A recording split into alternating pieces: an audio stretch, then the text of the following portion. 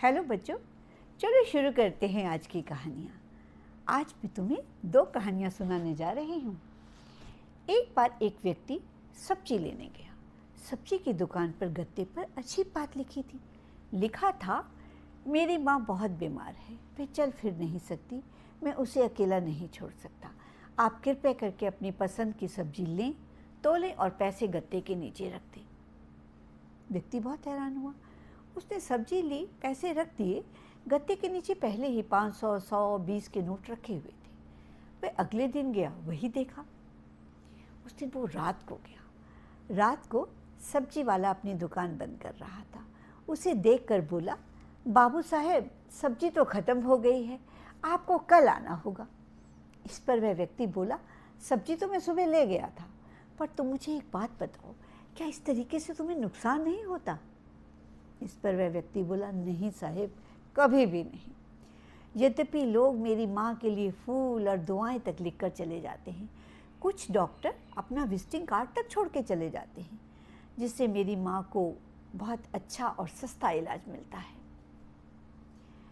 साहब, 5 साल पहले मेरी माँ बिस्तर पर पड़ गई।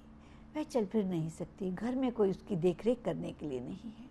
मेरी माँ एक बात कहा करती थी, यदि कोई भी काम सही नियत से भगवान पर छोड़ दो, वह स्वयं संभाल लेता है। वह ठीक कहती थी।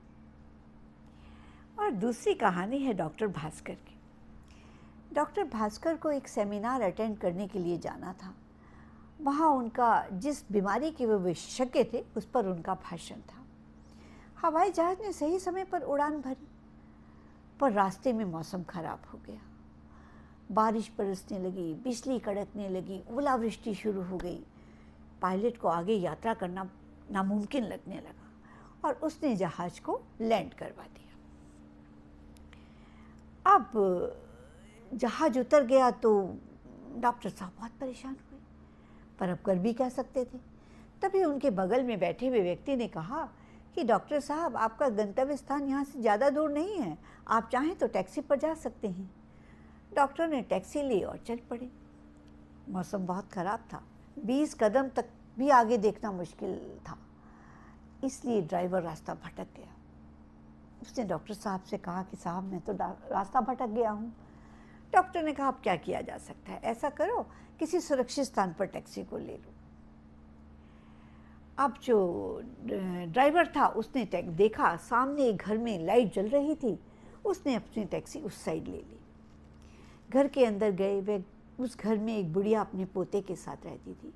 बातचीत से पता चला कि काफ़ी साल पहले उसके बेटे का देहांत हो गया है और उसके पोते को एक अजीबोगरीब बीमारी है, जिसका इलाज नामुमकिन ही है।